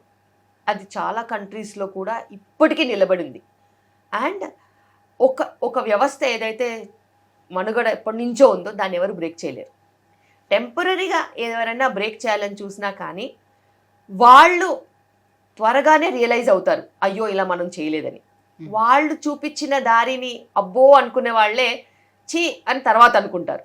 సో బేసిక్గా it's all about society. And society ఎలా వర్క్ చేస్తుంది అనేది ఎప్పుడూ చేంజ్ అవుతూనే ఉంటుంది. ఈ రోజు లాగా రేపటిలాగా ఇది బెటర్ అంటారా, అది బెటర్ అంటారు? లివింగ్ టుగెదర్ బెటర్గా ఉంటుందా, లేకపోతే మ్యారేజ్ లైఫే బెటర్గా ఉంటుందా? ఏది కరెక్ట్ వే? సేఫ్టీ కూడా చూసుకోవాలి కదా. If there is no relationship covering your entire emotional and physical attachments, then what is the security? So చాలామంది అనుకుంటారు ఓకే లివింగ్లో బాగుంటుంది అనేసి. బాగుంటుండొచ్చు ఎప్పటి వరకు, సెక్యూరిటీ అనేది ఎప్పటి వరకు ఉంటుంది? వాళ్ళిద్దరు కలిసినంత వరకు అంతే. ఆ తర్వాత ఇంకొక పార్ట్నర్ దొరికారని ఒకరు వెళ్ళిపోతే వీళ్ళ పరిస్థితి ఏంటి? సో అలా అని మ్యారీడ్ రిలేషన్షిప్స్లో వెళ్ళిపోరని కాదు, బట్ మ్యారీడ్ రిలేషన్షిప్స్లో వెళ్ళిపోయినప్పుడు there is every bit of a legalities that are there to make your secure. Responsibility అనేది ఉంటుంది. There is entire family system that governs you, that protects you. But in just random relationships, avanni undavu. And there will be nobody to share your trauma also. Anybody going through divorce, there will be families supporting them, children supporting them, or something else supporting them to stand by them. At least siblings, at least anybody. But when you are getting apart or having hardships in your other relationships, there will be very few people to support you. And you are not very secure there. Legal ga kuda konni legalities e untai, anni legalities apply avvu. So coming to male masturbation, so హస్తప్రయోగం, so ఇది everyday చేయటం వల్ల వాళ్ళ mental health ఏమైనా దెబ్బతింటుందా? See, it's a absolute normal phenomenon. Masturbation అనేది చాలా చాలా normal. You cannot tell that it is abnormal unless and until people have forgotten the entire world and only doing that. That is not normal. That's abnormal. So నీ దినచర్యలు, నీ profession, నీ work space, నీ workout, నీ family life, నీ education ఇవేమి disturb అవ్వట్లేదు, once in a while you're doing it అంటే there is nothing wrong in it and it is absolutely normal and your hormones guide you and it is okay. But when you stop the entire world and you are just after it and you are doing it more than often, more than required, stopping your work or stopping your communication skills or not engaging with people around and the social life anta potundi అని అంటే then that's not normal. You need help and you have professional people to help you. So ఇంతకు ముందు అయితే మనకి కరెక్ట్గా ఒక age అనేది చూసి ఒక 18 ఇయర్స్ తర్వాత లేకపోతే 21 ఇయర్స్ తర్వాత ఎడ్యుకేషన్ అయిపోయిన వెంటనే మనకి మ్యారేజెస్ అనేది చేసేవాళ్ళు. సో పిల్లల్ని కూడా ఇమీడియట్గా ప్లాన్ చేసుకుని ఈ ప్రొసీజర్ ఉండేది. బట్ నవేడేస్ అందరూ కూడా కెరియర్ వైజ్గా వెళ్తున్నారు, ఆ ఓరియంటెడ్గా వెళ్తున్నారు కాబట్టి సో వాళ్ళంతా ఒక 35 అట్లా, అమ్మాయిలు కూడా అలానే ప్లాన్ చేసుకుంటూ వస్తున్నారు 30-35 అన్నప్పుడు. సో పిల్లల దగ్గరకు వచ్చేటప్పటికి ఈ కాంప్లికేషన్స్ నార్మల్ అయిపోయింది. సో గల్లీకి ఒక ఇన్ఫర్టిలిటీ సెంటర్స్ అనేది వస్తుంది. సో ఇది పెరుగుతున్న టైంలో ప్రాపర్గా నాకు పిల్లల్ని కావాలి ప్లాన్ చేసుకోవాలనుకునేటప్పుడు ఉన్నటువంటి ఆప్షన్స్ ఏంటి, ఎలా చేసుకోవాలి, దీని నుంచి ఏ రకంగా బయటపడవచ్చు? కుటుంబ వ్యవస్థ ఎప్పుడైనా కూడా చాలా పటిష్టంగా ఉండింది. So early marriages always better. Teenage marriages కాదు, ఎర్లీ మ్యారేజెస్ అంటే ద రైట్ ఏజ్ మ్యారేజెస్ చాలా బెటర్. దాని మీద ఒక మొత్తం దేశ భవిష్యత్తు ఉంటుంది. ఇప్పుడు మనం ఇంత స్ట్రాంగ్గా ఎందుకున్నాము యాజ్ అన్ ఎకానమీ? అన్ని other economies are dying economies అని ఎందుకు అంటున్నారు? Because we have young population. అంటే ఈ దేశాన్ని, ఈ వ్యవస్థని మన లాస్ట్ జనరేషన్ కాపాడారు. వాళ్ళందరూ టైంకి పెళ్ళిళ్ళు చేసుకుని 2-3 పిల్లల్ని కానీ ఇప్పుడు ఈ దేశానికి యంగ్ పాపులేషన్ ఇచ్చారు. మనం నంబర్ 1కి వెళ్ళే ఆస్కారం అనేది ఇచ్చారు. యూరోప్ చూసారా, చచ్చిపోయింది. అక్కడ ఉండడానికి జనాలు లేక ఊర్లలో నుంచి, ఇండియా నుంచో ఎక్కడి నుంచో వెతుక్కుంటున్నారు జనాలు, వచ్చి ఉండండి మేము డబ్బులు ఇస్తాం. సో అలాంటి ఒక వ్యవస్థకి వెళ్ళిపోవాలంటే ఈధర్ కుటుంబ వ్యవస్థ అన్నా చచ్చిపోవాలి, లేకపోతే డీలేడ్గా మ్యారేజెస్, డీలేడ్గా పిల్లలన్నా కనాలి. కనేది కూడా ఒక్కళ్ళనే కంటున్నారు. అలాంటప్పుడు ఒక 10-15 ఏళ్లలో మనం ఎక్కడ ఉంటాము? మనం ఎక్కడా ఉండం, మళ్ళీ యూరోప్లో తయారవుతాం. సో ఇది నెక్స్ట్ ఉండే డేంజర్. చాలా పాపులేషన్ సర్వేస్, ఫర్టిలిటీ సర్వేస్, ఇట్లా కొన్ని 100 సర్వేస్ ఏం చెప్తున్నాయంటే మనము we have gone below the mark of normal fertility. Normal fertility అంటే ఏంటి? 2.2 దాని మార్క్. అంటే 2 పెళ్ళి చేసుకుంటే వాళ్ళకి 2 పిల్లలు. ఓకే, సో యావరేజ్గా 2.2 ఫర్టిలిటీ నంబర్. ఇప్పుడున్న పరిస్థితిలో అది 1.5 కంటే కూడా దిగువన ఉంది. ఎందుకు వచ్చింది ఆ పరిస్థితి? Because of one is late marriages, one is deciding late to have children, third is fertility problems, fourth is getting pregnant difficult, having miscarriages, obstetric problems రావడము. దాని తర్వాత another reason is పిల్లలు పుట్టాక కూడా వాళ్ళు చిన్న వయసులోనే చనిపోవడం. ఏది డెంగ్యూ అయినా అయ్యుండొచ్చు, మొన్న కోవిడ్కి చనిపోయినట్టు అట్లా ఎన్నో రీజన్స్ అయ్యుండొచ్చు. సో బర్త్ రేటు తగ్గుతుంది. ఎంత హెల్త్ ఇన్ఫ్రాస్ట్రక్చర్ ఉన్నా కూడా ఏదో ఒక పాండమిక్, ఎపిడమిక్ లాంటివి వచ్చి పిల్లల భవిష్యత్తుతో లాక్కుంటున్నాయి. సో ఇలా ఉన్నప్పుడు ఇంకా మనము లేట్గా మ్యారేజెస్ చేసుకున్నట్టు అయితే రీప్రొడక్టివ్ ఫంక్షన్కి స్కోప్ లేకుండా పోతుంది. Because there is pollution, there is so much of plastics that are microplastics. మనం వాడే సామాన్లో ఉన్న microplastics working on our fertility, air pollution, water pollution, your ఫుడ్లో ఉన్న pesticides, chemicals, additives, preservatives, colours, ఇలా ఎన్నో they are acting on our fertility. ఇంత male fertility problems, female fertility ప్రాబ్లమ్స్కి వెళ్ళిపోయి తర్వాత పిల్లలు కావాలంటే కష్టపడడం కంటే ఒక సరైన ఏజ్లో మ్యారేజ్ చేసుకుని prioritise child to career or career partially child to an extent. So ఇదేదో బ్యాలెన్స్ చేయాలి. దీన్ని వదలొద్దు, దానికి దీన్ని వదలొద్దు. బ్యాలెన్స్ చేస్తేనే అది నీ ఎడ్యుకేషన్ నీకు ఇచ్చే విజ్డమ్. కరెక్ట్ కదా? ఇప్పుడు చదువుకోని వాళ్ళు తప్పులు చేసి, చదువుకున్న వాళ్ళు కూడా తప్పులు చేస్తే దాన్ని పాలిష్డ్ తప్పులన్నా తప్పే కదా. అంతే. సో నువ్వు చదువుకున్నప్పుడు నీ చదువు నీకు ఏం నేర్పించాలి? అట్లీస్ట్ కుటుంబ వ్యవస్థని కాలరాయొద్దన్నా నేర్పించదు కదా. సో అది నీకు నేర్పించదు చదువు. నీ చదువు నీకేం నేర్పిస్తుంది? నువ్వు మంచిగా ఆలోచించి నీకు నువ్వు ఏమవ్వాలో ఒక మంచి సంకల్పం తీసుకుని దాన్ని నెరవేర్చుకోవాలని చెప్తుంది. అందులో నీకు కుటుంబం లేదు, పెళ్ళిళ్ళు లేవు, పిల్లలు లేరు అని అంటే అది నీ ఇష్టం. తర్వాత ఎప్పుడైనా వాళ్ళు నాకు ఇప్పుడు పిల్లలు కావాలి 45 ఏళ్ళ కంటే కుదరదు. డోనర్ ఎగ్ డోనర్ స్పర్మే చెప్తారు మరి ఫర్టిలిటీ వాళ్ళు. ఫీమేల్లో ఎగ్ క్వాలిటీ తగ్గిపోవడం కానీ మేల్లోని స్పర్మ్ క్వాలిటీ తగ్గిపోవడానికి కానీ కేవలం ఏజ్ ఫ్యాక్టర్ అనేది రోల్ ప్లే చేస్తుందా, లేదు అంటే మనం తీసుకున్నటువంటి ఫుడ్ కూడా ఉందంటారా? లైఫ్ స్టైల్, మొత్తం లైఫ్ స్టైలే దానికి ఒక రీజన్ కింద మారింది. ఏజ్, ఏజ్ చాలా చాలా ఇంపార్టెంట్. 30+ వాళ్ళకి క్వాలిటీ తగ్గుతుంది, 35+ వాళ్ళకి బ్యాడ్ క్వాలిటీ ఉండే ఛాన్సెస్ చాలా హై ఉంటాయి. 40 తర్వాత ఆల్మోస్ట్ 80% ఆఫ్ ద టైం చాలా బ్యాడ్ క్వాలిటీ వస్తుంది ఎగ్స్ వరకు. స్పర్మ్ అంటారా, స్పర్మ్ కూడా ఏజ్కి కొంచెం రిలేషన్ ఉంటుంది, కానీ లైఫ్ స్టైల్కి మటుకు చాలా రిలేషన్షిప్ ఉంటుంది. Example alcohol, smoking, substance abuse, ఇవన్నీ కూడా ఎగ్ క్వాలిటీ, స్పర్మ్ క్వాలిటీని దెబ్బతీస్తాయి. వీటితో పాటు మనం యూస్ చేసే మైక్రో ప్లాస్టిక్స్, చాలా క్యాజువల్గా మనము వాటర్ బాటిల్స్లో నీళ్ళు తాగేసేసి పడేస్తూ ఉంటాము. ఆ ప్లాస్టిక్స్ కూడా లీచ్ అయిపోయి ఆ వాటర్లో ఉండి ఫర్టిలిటీ తగ్గిస్తున్నాయి. ఇలాగే మనం చెప్పుకుంటూ పోతే తినే ఆహారంలో కూడా చాలా పెస్టిసైడ్స్, కెమికల్స్, యాడిటివ్స్ కూడా ఉన్నాయి. ఇవన్నీ కూడా దాన్ని ఎక్కువగా ఇన్ఫ్లుయెన్స్ చేస్తున్నాయి.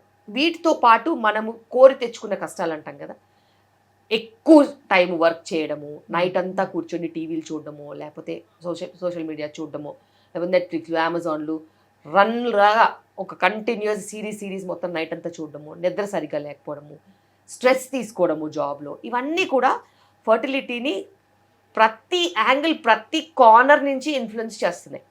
అండ్ ఇది ఓన్లీ ఆడవాళ్ళకి మగవాళ్ళకని కాకుండా ఇద్దరికి ఇవే ప్రాబ్లమ్స్ కామన్గా హిట్ చేయడం మూలాన చాలా ప్రాబ్లమ్స్ వస్తున్నాయి ప్రెగ్నెన్సీస్. సో గతంలో మనం చూసుకుంటే చాలా న్యాచురల్ ప్రెగ్నెన్సీసే ఎక్కువగా ఉండేవి, న్యాచురల్గా ప్రెగ్నెంట్ అయ్యేవారు. ప్రెగ్నెన్సీ వచ్చిన తర్వాత కూడా వాళ్ళు చక్కగా ఎలాంటి మెడిసిన్స్ లైక్ అలాంటివి ఏమి యూజ్ చేయకుండానే వాళ్ళ పనులు వాళ్ళు చక్కగా చేసుకునేవారు, డెలివరీ కూడా న్యాచురల్గా అయ్యేది. బట్ వెరాస్ ఇప్పుడు వచ్చేటప్పటికల్లా అసలు కన్సీవ్ అయ్యారని తెలిసిన దగ్గర నుంచి మెడిసిన్స్ అనేది స్టార్ట్ అయిపోతుంది డెలివరీ వరకు. ఎందుకు ఇట్లా? ఎందుకంటే స్టార్టింగ్ మీరు అన్నట్టు యంగ్ పాపులేషన్ ఉండేది. యంగ్ పాపులేషన్కి ఎటువంటి హెల్త్ ప్రాబ్లమ్స్ ఉండే ఛాన్సెస్ ఉండవు. లైక్ బీపీ అయినా, షుగర్ అయినా, స్థూలకాయ సమస్యలు అయినా ఏవి ఉండవు వాళ్ళకి. 18-20 years ఓ 40 kgs ఉండేవాళ్ళు అమ్మాయిలు అయితే. As young as 18-20 years or 16 years what ever, వాళ్ళకి వాళ్ళ ఏజ్ కొంచెం ప్రొటెక్షన్ ఇచ్చేది. హెల్త్ ప్రాబ్లమ్స్ అనేవి ఉండేవి కాదు. మోడరేట్గా ఫుడ్ తీసుకునేవాళ్ళు, ఎక్కువగా వర్క్ చేసేవాళ్ళు, ఫిజికల్ యాక్టివిటీ బ్రహ్మాండంగా ఉండేది. ఎంత మంచి ఫిజికల్ యాక్టివిటీ ఉండేదంటే సాయంత్రం అయ్యేసరికి భోంచేసి పడుకుంటే విపరీతంగా మంచిగా నిద్ర, ఎర్లీ స్లీపింగ్, పొద్దున్నే సూర్యుడు ఉదయించక ముందే లేసేవాళ్ళు. మళ్ళీ వాళ్ళ యాక్టివిటీస్, దినచర్యలతో పాటు సరైన వ్యాయామం కూడా ఉండేది. ఇవన్నీ ఉన్నప్పుడు ప్రెగ్నెన్సీస్ ఎందుకు రావు? మస్తు వస్తాయి, మంచిగా వస్తాయి, కావాల్సినన్ని వస్తాయి. అయితే ఇప్పుడున్న పరిస్థితి ఏంటి? 30 దాటితే తప్పితే ప్రెగ్నెన్సీ ఆలోచించట్లేదు. అప్పటికే 60, 70, 80 కిలోలు ఉంటున్నారు. ఇది మినిమం. ఇక 90, 100 చాలా మంది ఉంటారు. స్థూలకాయ సమస్యలు హస్బెండ్ వైఫ్ ఇద్దరికీ ఉంటున్నాయి. దీంతో పాటు సబ్స్టెన్స్ అబ్యూస్ విపరీతంగా పెరిగింది, కాలుష్యం చాలా పెరిగిపోయింది. వీటన్నిటితో పాటు రాత్రి నిద్రలు ఉండవు. సో బాడీ అనేది నీ రిపేర్ ఫ్యాక్టర్ని చూసుకున్నట్టయితే హార్ట్కి శ్రద్ధ పెడుతుందా, లివర్కి శ్రద్ధ పెడుతుందా, కిడ్నీస్కి శ్రద్ధ పెడుతుందా, బ్రెయిన్కి శ్రద్ధ పెడుతుందా, ఇవన్నీ పక్కన పడేసి రీప్రొడక్షన్కి సంధిస్తుందా? ఇవ్వదు. So reproduction is the last. Body అంతా మంచిగా ఉంటే ఫస్ట్ వచ్చేది ప్రెగ్నెన్సీ. సో రీప్రొడక్షన్కి మనము మంచి దారి ఇవ్వాలి అంటే నువ్వు ఆరోగ్యంగా ఉండాలి. నువ్వు ఆరోగ్యమే లేకపోతే రీప్రొడక్షన్ ఎక్కడి నుంచి వస్తుంది? దానికి అసలు స్కోపే ఇవ్వదు బాడీ. అండ్ బాడీ నీకు షుగర్ ఉండి, బీపీ ఉండి, స్థూలకాయ సమస్యలు ఉండి, స్ట్రెస్ ఉండి, హైరాణ పడిపోతూ ఉంటే అదొక భయము, ఆందోళనతో ఉన్న పరిస్థితిలో నీకు రిప్రొడక్టివ్ హార్మోన్స్ ఎట్లా వస్తాయి మంచిగా? కార్టిజాల్ వస్తుంది, స్ట్రెస్ హార్మోన్ దండిగా వస్తుంది చాలా. కార్టిజాల్ వచ్చినప్పుడు ఇంకా వెయిట్ గెయిన్, ఇంకా షుగర్ అన్కంట్రోల్డ్ అయిపోతుంది, ఇంకా నిద్రలేమి సమస్యలు పెరిగిపోతాయి. సో ఏ హార్మోను ఎవరికి ఏ టైంలో వస్తే ఆ రిజల్ట్స్ వస్తాయి. ఇప్పుడున్న లైఫ్ స్టైల్లో చాలామందికి స్ట్రెస్ ఎక్కువగా ఉంది, వాళ్ళకి కార్టిజాల్ వచ్చి అస్తవ్యస్తంగా అయిపోతున్నాయి హార్మోన్స్. హార్మోనల్ ఇంబ్యాలెన్సెస్తో irregular periods, sperm quality issues, ఇట్లా ఎన్నో రకాల సమస్యలు వస్తున్నాయి. అన్నిటికంటే ఇప్పుడు ఎక్కువగా నంబర్స్ మేము చూసే థైరాయిడ్ ప్రాబ్లమ్స్ చాలా పెరిగిపోయాయి బికాస్ ఆఫ్ ఓవర్ వెయిట్. మరి అంత ఓవర్ వెయిట్ సమస్యని చాలా క్యాజువల్గా తీసుకుంటున్నారు. ఒకప్పుడు నా ఓపీకి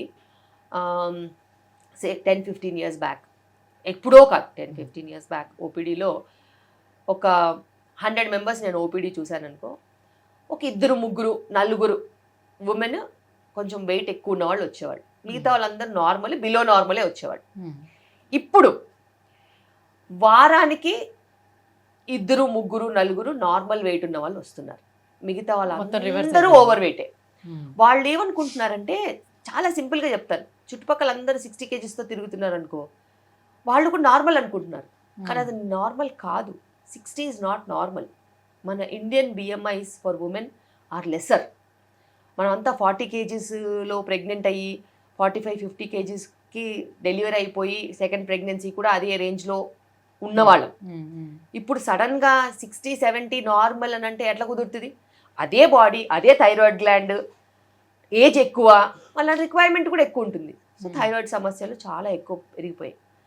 గవర్నమెంట్ ఆఫ్ ఇండియా ఎంత కష్టపడి అయోడిన్ డెఫిషియన్సీ అనుకుని, అది అనుకుని, ఇది అనుకుని, అయోడిన్ సప్లిమెంటేషన్ చేసి చేసి కరెక్షన్ అనుకుంది థైరాయిడ్కి. కానీ ఇప్పుడు ఒబెసిటీ కూడా చాలా ఎక్కువగా ఒక మహమ్మారిలా తయారై. పెళ్ళప్పుడు నేను బాగానే ఉన్నాను, పిల్లలు పుట్టకముందు నేను బాగానే ఉన్నాను, పిల్లలు పుట్టిన తర్వాత ఇంకేముంటుంది, ఇట్లానే లావు అవుతాం, పిల్లలు పుట్టారు కదా అందుకే నేను లావుగా అయ్యాను అని చెప్తూ ఉంటారు. అసలు దానికి దీనికి ఏం సంబంధం ఉంటుంది? అసలు ఏ సంబంధం ఉండదు. బాగా తినేసి లావు అవడం తప్పితే వేరే ఏం లేదు. సో ప్రెగ్నెన్సీస్లో పాతకాలంలో అన్ని పనులు చేసుకునేవాళ్ళు, వాళ్ళకి ఆ ఫ్రీడమ్ ఉండేది, వాళ్ళ పనులన్నీ వాళ్ళు చేసుకునేవాళ్ళు. డెలివరీ అయిన తర్వాత కూడా ఎక్స్క్లూజివ్ బ్రెస్ట్ ఫీడింగ్ ఇచ్చేవాళ్ళు, ఓవర్గా ఫుడ్ ఉండేది కాదు, ఇంటి పని అంతా ఉండేది. వాళ్ళు నార్మల్ వెయిట్కి సులువుగా వచ్చేసేవాళ్ళు, 1-2 ఇయర్స్ బ్రెస్ట్ ఫీడింగ్ ఇచ్చి సులువుగా వచ్చేవాళ్ళు. ఇప్పుడు చూడండి, ఆల్రెడీ ఓవర్ వెయిట్తో ప్రెగ్నెంట్ అవుతున్నారు. ప్రెగ్నెన్సీలో చాలా వర్క్ తగ్గించేస్తారు, మదర్ ఇన్‌లా అసలు వర్కే చేయనివ్వరు. దానికి తోడు ఓవర్గా ఫుడ్ పెట్టేస్తారు. ప్రేమ అనుకుంటారు, అది ప్రేమ కాదు, పైశాచికత్వం. దాంతో చాలా రకాల ప్రాబ్లమ్స్ వస్తున్నాయి. షుగర్ ఉందమ్మా అని అంటే జ్యూస్ తాగొచ్చా అంటారు. దానికి అసలు ఏమైనా లింక్ ఉందా? అసలు విపరీతంగా అడుగుతారు. బేబీ పెంచితే బేబీ 10 ఏళ్ళకే డయాబెటిక్ అవుతుంది, అలాంటి బేబీస్నే పెంచుతున్నారు వీళ్ళు. సో డెలివరీ అయిన తర్వాత కూడా బ్రెస్ట్ ఫీడింగ్ ఎవరైనా ఇస్తున్నారా? అదొక భారం కింద ఫీల్ అవుతున్నారు, ఎందుకంటే వాళ్ళకి ఆ కంఫర్ట్ లేదు. వాళ్ళు ఇవ్వాలనుకున్నా కూడా ఇంట్లో వాళ్ళందరూ బేబీని ఎత్తుకు తిరుగుతారు. సో ఈమెకి ఆ స్కిన్ టు స్కిన్ కాంటాక్ట్ ఏది, ప్రైవసీ టైం ఏది? మదర్ అటు సోషల్ మీడియాకి టైం ఇవ్వాలి, అటు వర్క్ ఏమన్నా ఉంటే చూసుకోవాలి, అటు బేబీని చూసుకోవాలంటే టైం అంతా స్ప్లిట్ అయిపోవట్లా. సో దాంతోపాటు కొంచెం బ్రెస్ట్ ఫీడింగ్ మీద అవేర్నెస్ ఎంత పెంచినా కూడా బ్రెస్ట్ ఫీడింగ్ అనేది స్లోగా తగ్గిపోయింది. ఇంతకుముందు 2 సంవత్సరాలు 2.5 సంవత్సరాలు కూడా బ్రెస్ట్ ఫీడింగ్ ఇచ్చేవాళ్ళు. ఇప్పుడు అది 6 months వరకు ఎక్స్క్లూజివ్ బ్రెస్ట్ ఫీడింగ్ తీసుకెళ్లాలంటే కూడా చాలాసార్లు కష్టమవుతుంది. సో ఆ కష్టానికి కూడా వీళ్ళు తెలుసుకోకుండానే, వీళ్ళకి అది ప్రాబ్లం అని తెలియకుండానే వాళ్ళు అలా అయిపోతున్నారు, ఇవ్వలేకపోతున్నారు. Because it's a consistent responsibility. అంత కన్సిస్టెంట్గా ఏ రెస్పాన్సిబిలిటీ వాళ్ళు తీసుకున్నది లేదు. అండ్ చైల్డ్ని కూడా చాలాసార్లు ఇమోషనల్గా డిప్రెస్ అయిపోయి, ఇదేనా నా పని, నేను ఇంక దీనికైనా పనికి వస్తాను, అలా కూడా అనుకునే వాళ్ళు ఉంటారు. అంటే ఇప్పుడు వర్కింగ్ ఉమెన్ ఉన్నారు అని అంటే వాళ్ళు ఒక 3 months, పిల్లలు పుట్టిన 3 monthsకే వర్క్ స్టార్ట్ అయిపోవడం, వెళ్ళిపోవడం. 6 months వరకు మెటర్నిటీ లీవ్ ఉంటుంది. గవర్నమెంట్ ఆఫ్ ఇండియా ఆ ప్రొవిజన్ ఇచ్చింది, ఎందుకంటే 6 months మెటర్నిటీ లీవ్ ఇస్తే వీళ్ళు ఎక్స్క్లూజివ్గా బ్రెస్ట్ ఫీడింగ్ ఇస్తారని. కానీ మన వాళ్ళు ఏం చేస్తారు, అప్పుడప్పుడు 7th month 8th monthకి మెటర్నిటీ లీవ్ తీసేసుకోవడం వల్ల బేబీతో ఎక్కడ ఉంటుంది టైము.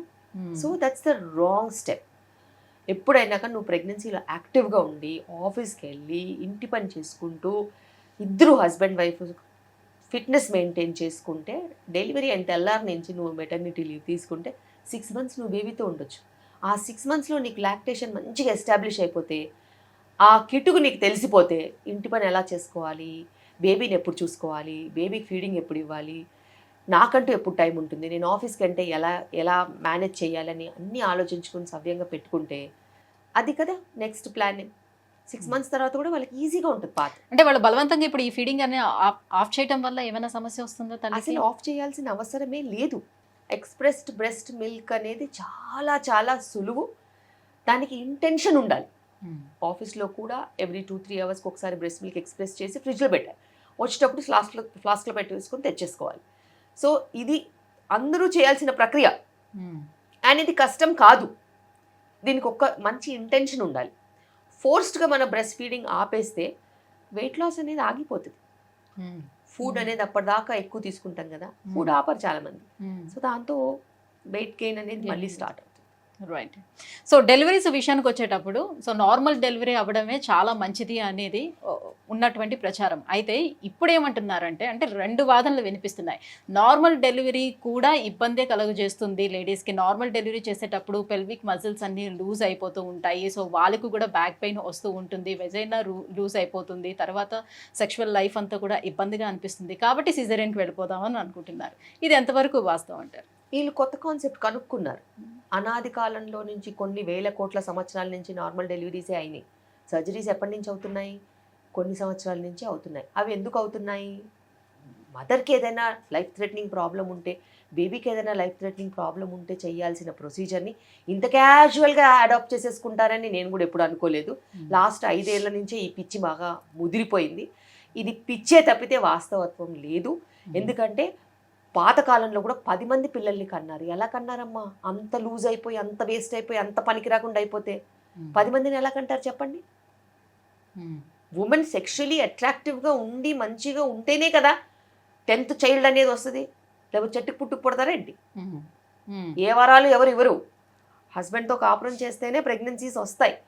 అలాంటప్పుడు అది ఎంత పెద్ద అపోహ. దాన్ని ఎలా వీళ్ళు అనవసరంగా లిఫ్ట్ చేస్తున్నారు? It's a wrong concept. It's a wrong concept. Actually when you deliver normally నీకు బాడీకి ఇంకా ఈజ్ ఆఫ్ రికవరీ ఉంటుంది. అండ్ ఈజ్ ఆఫ్ రికవరీతో పాటు నువ్వు చేసుకోవాల్సిన మినిమల్ ఎక్సర్సైజెస్ చేసుకుని జాగ్రత్తగా ఉండి మంచి వైటమిన్స్ తీసుకొని, ఇప్పుడు ఏజ్ ఎక్కువ ఉంటున్నారు కాబట్టి, యంగ్గా ఉంటే నీకు ఆ పరిస్థితి కూడా ఏం లేదు. నీ ఏజే నిన్ను ప్రొటెక్ట్ చేస్తుంది. ఇప్పుడు హయ్యర్ ఏజెస్లో డెలివరీ అవుతున్నారు కాబట్టి నువ్వు తీసుకోవాల్సిన వ్యాయామం కానీ, ఎక్సర్సైజెస్ కానీ, డయట్ కానీ, మంచి వైటమిన్స్ కానీ తీసుకుంటే నీ రికవరీ కూడా బాగుంటుంది. You can also have multiple children and you can also have a very active sexual life. అసలు దేనికి భయపడాల్సిన అవసరం లేదు. అండ్ సమాజంలో అపోహలకి ఉన్నంత ప్రామినెన్స్ చిట్ చాట్కి, టాక్స్కి అండ్ గాసిప్కి ఉన్నంత ఇంట్రెస్ట్ దేనికి ఉండదు. ఈ గాసిప్ అనేది చాలా తప్పు.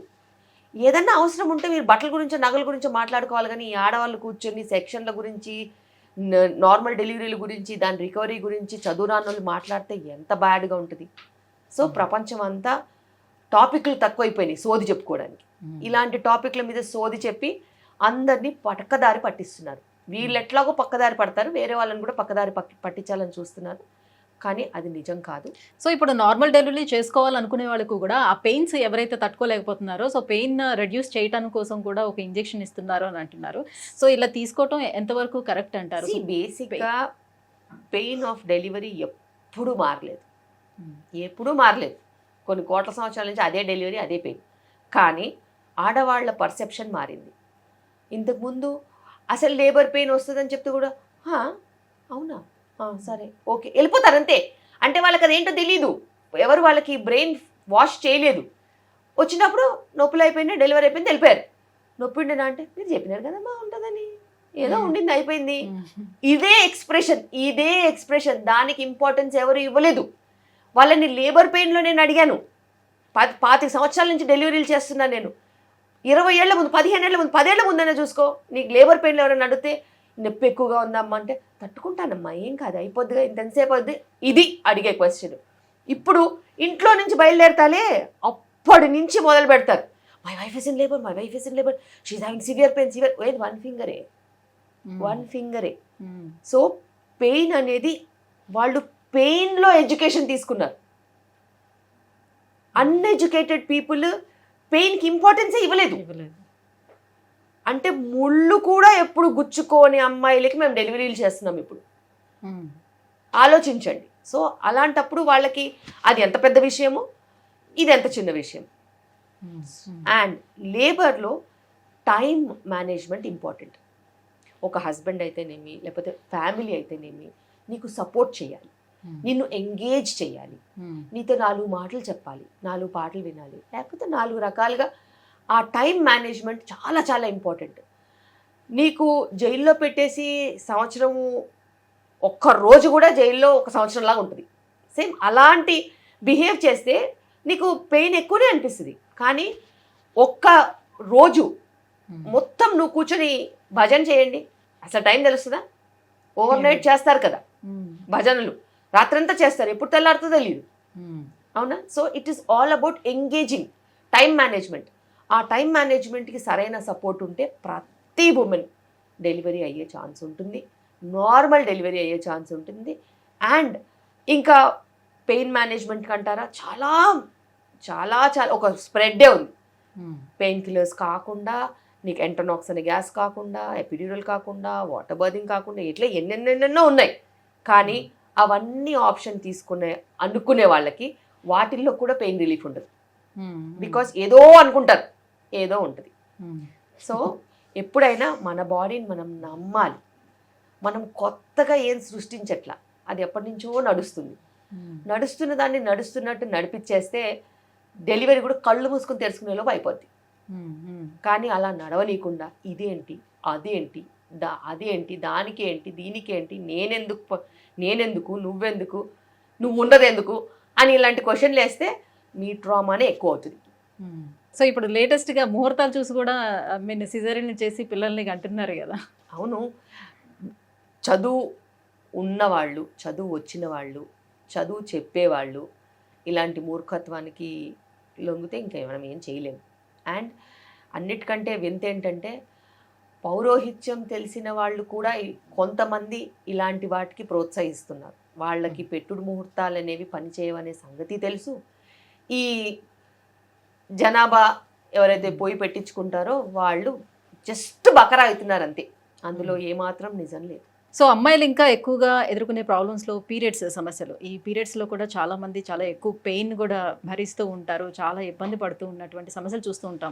బేసిక్గా పీరియడ్స్ విషయానికి వచ్చేటప్పుడు ఇప్పటికీ కూడా స్టిల్ ఎవరికైనా విమెన్ పీరియడ్స్ వచ్చినప్పుడు మెన్కి తెలియకుండా ఉండాలి, అదొక పెద్ద ఒక తప్పులాగా చూడటం. అండ్ ఒక శానిటరీ ప్యాడ్స్ కూడా తీసుకోవడానికి వెళ్ళేటప్పుడు కూడా షాపు వాళ్ళు కూడా అట్లానే ఒక కవర్లోని దాన్ని ప్యాక్ చేసి ఇవ్వడం, బయటికి కనిపించకుండా ఉండేటట్టు చూడడం.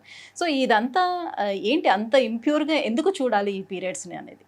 It is not about purity and impurity, అది ఎప్పుడు కాదు. It is about your conservative thinking. Conservative thinking అనేది ఎవరికి వాళ్ళు ఇచ్చుకున్నది తప్పితే ప్రపంచం దాన్ని అలా చెయ్యాలని ఎప్పుడూ చెప్పలేదు. అండ్ కొంతమందికి అది ప్రైవసీ అనుకుంటారు, కొంతమందికి అవి మిస్ఫార్చ్యూన్ అనుకుంటారు, కొంతమంది దాన్ని దాచుకుంటారు, కొంతమంది దాన్ని ఓపెన్గా చెప్తారు, కమ్యూనికేట్ చేస్తారు. What ever said and done, that's only a personal approach తప్పితే అది మనము అందరికీ చెప్పలేము. And it's a natural phenomena. ఆ ఫినామినా వల్లనే పిల్లలు పుట్టున్నారు. మరి అలాంటంత బయోలాజికల్ ఫినామినాని తప్పు పట్టాల్సిన అవసరమే లేదు. దాంట్లో ఎడ్యుకేషన్ లేకపోతే నువ్వు ఎట్ట పుడతావు? చెట్టుకు పుట్టేస్తారా? పుట్టరు కదా. You have to get your self in to a womb of a mother which the lining sheds every month to make the pregnancy happen. And pregnancy లేకపోతే మళ్ళీ పీరియడ్ వచ్చేస్తుంది. సో ఇంత బయోలాజికలీ రెలవెంట్ ప్యూర్ సైంటిఫిక్ ఫినామినాన్ని ఎవ్వరు తప్పుపట్టడానికి లేదు. So periods అందరికీ, ఆడపిల్లలందరికీ periods గురించి తెలుసు అని అనుకుంటారు. బట్ పీరియడ్స్ ఏ రకంగా వస్తాయి? సో ఇప్పుడు ఎవ్రీ మంత్ ఎగ్ రిలీజ్ అయితేనే పీరియడ్స్ వస్తాయా? సో ఎలా వస్తుంది ఏంటి అసలు దాని గురించి చాలా మందికి తెలిసే అవకాశం ఉండదు. సో మెన్స్ట్రువల్ సైకిల్ అనేది ఒక యావరేజ్గా 21 days to 35 days వరకు ఒక యావరేజ్ మెన్స్ట్రువల్ సైకిల్ ఉంటుంది. ఈ యావరేజ్ మెన్స్ట్రువల్ సైకిల్ని 2 bits కింద మనం డివైడ్ చేయొచ్చు. First half oestrogen cycle, second half oestrogen progesterone combination ఉంటుంది. ఫస్ట్ హాఫ్లో ఎగ్ ఫామ్ అవుతుంది. ఒక చిన్న ఎగ్ ఓవరీలో నుంచి ఫామ్ అవుతూ ఒక 20 mm 22 mm సైజ్కి ఎగ్ వస్తుంది Hmm. ఓవరీలో. ఏదో ఒక ఓవరీలో నుంచి ఒక ఎగ్ తయారవుతుంది. వెరీ రేర్లీ 2 eggs తయారవుతాయి, లేకపోతే 1 egg ఎవ్రీ మంత్ ఆల్టర్నేట్గా వస్తూ ఉంటుంది, ఒక ఓవరీలోంచి ఇంకొక ఓవరీలోంచి. ఆ ఎగ్ వచ్చినప్పుడు ఆ ఎగ్ ఈస్ట్రోజన్ని ప్రొడ్యూస్ చేస్తున్నప్పుడు ఆ ఈస్ట్రోజన్ అనేది ఆ యూట్రస్లో ఉన్న లైనింగ్ ఏదైతే ఉంటుందో ఆ లైనింగ్ని డెవలప్ చేస్తుంది. ఆ లైనింగ్ని అది డెవలప్ చేసినప్పుడు ఎగ్ రిలీజ్ అయిన తర్వాత అప్రాక్సిమేట్లీ మిడ్ సైకిల్, హాఫ్ టైంలో అది రిలీజ్ అవుతుంది. రిలీజ్ అయినప్పుడు ఒక 30 day సైకిల్ అంటే 15-16 day రిలీజ్ అవుతుంది. రిలీజ్ అయినప్పుడు ప్రొజెస్ట్రాన్ స్టార్ట్ అవుతుంది. ఆ ప్రొజెస్ట్రాన్ ఈ లైనింగ్ని ఇంకా నరిష్ చేస్తుంది. నరిష్ చేసి ప్రెగ్నెన్సీ వస్తే దానికి నరిష్మెంట్ ఇస్తుంది. ఫుడ్ ఫర్ ప్రెగ్నెన్సీ అనమాట. ఒకవేళ ప్రెగ్నెన్సీ రాకపోతే ఎగ్జాక్ట్గా 14-15 daysకి ఈస్ట్రోజన్ ప్రొజెస్ట్రాన్ రెండూ పడిపోయి పీరియడ్ వస్తుంది. అండ్ ఇవన్నీ కూడా మాస్టర్ హార్మోన్స్తో నడుస్తాయి. బ్రెయిన్ పిట్యూటరీ గ్లాండ్లో రిలీజ్ అయ్యే follicle stimulating hormone, luteinizing hormone, thyroid hormones, prolactin hormones ఆధ్వర్యంలో ఈ అంతా వ్యవస్థ నడుస్తూ ఉంటుంది. ఇది ఒక నార్మల్ మెన్స్ట్రువల్ సైకిల్ జరిగే పద్ధతి. ఇది కొంతమందికి కొద్ది రోజులు ఎక్కువ ఉంటుంది, కొద్ది రోజులు తక్కువ ఉంటుంది, కొంచెం లైనింగ్ ఎక్కువ ఉంటుంది, కొంచెం లైనింగ్ తక్కువ ఉంటుంది, అప్పుడప్పుడు ఎగ్ వస్తుంది, అప్పుడప్పుడు రాదు. ఇవన్నీ కూడా డిఫరెన్సెస్ ఉంటాయి. కానీ బేసిక్ మెకానిజం అయితే ఇదే. సో ఇప్పుడు పీరియడ్స్ టైంలోనే చాలా మందికి ఎక్కువ పెయిన్ వస్తుంది, కొంతమందికి అంత పెద్ద పెయిన్ కూడా ఏం అనిపించదు, అసలు తెలియదు కూడా, అలా ఉంటుంది. సో పెద్దవాళ్ళు చెప్తుంటారు పెయిన్ వచ్చినా కూడా మంచిదే, నీకు కన్సీవ్ తొందరగా అవుతావు, నీకు డెలివరీ బాగుంటుందా అని కొంతమంది చెప్తూ ఉంటారు. అసలు ఇందులో వాస్తవం ఎంత? నిజంగా పెయిన్ వస్తే అట్లా ఉంటుందా? బేసిక్గా పెయిన్ అనేది నేను చెప్పాను ముందే, అదొక పర్సెప్షన్. కొంతమందికి ఎక్కువ వస్తుంది, కొంతమందికి బాగా పెయిన్ ఉన్నా కూడా చిటుక్కన్నట్టు కూడా ఉండదు. సో పెయిన్ అనేది subjective to your body. And కొంతమందికి డిస్మెనోరియా అంటాం, అంటే పీరియడ్ పెయిన్. ఆ డిస్మెనోరియా 2-3 రకాలుగా ఉంటుంది. స్పాస్మోడిక్ డిస్మెనోరియా, కంజెస్టివ్ డిస్మెనోరియా అని ఇట్లా 2-3 రకాలుగా ఉంటుంది. ఆ పీరియడ్ పెయిన్కి మనము న్యాచురల్ మెథడ్స్ కొన్ని ట్రై చేయాలి. న్యాచురల్ మెథడ్స్లో టైంకి తినడం, టైంకి పడుకోవడం, ఎక్కువగా ఫ్యాటీ ఆయిలీ ఫుడ్స్ ఎక్కువ తీసుకోకపోవడము, క్యాలరీస్ కొంచెం కరెక్ట్గా ఉండడం, వ్యాయామం కరెక్ట్గా ఉండడము, నైట్ తొందరగా పడుకోవడం, ఇవన్నీ నీ పీరియడ్ సైకిల్ని ఇన్ఫ్లుయెన్స్ చేస్తాయి.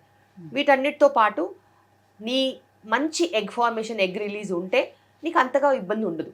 ఎగ్ ఫార్మేషన్, ఎగ్ రిలీజ్లో ప్రాబ్లం ఉందనుకో నీకు కొంచెం పెయిన్ ఎక్కువగా ఉండే ఛాన్సెస్ ఉంటాయి. యానోవిలేటరీ సైకిల్స్లో అప్పుడప్పుడు బ్లీడింగ్ ఎక్కువ ఉండే ఛాన్స్ ఉంటుంది.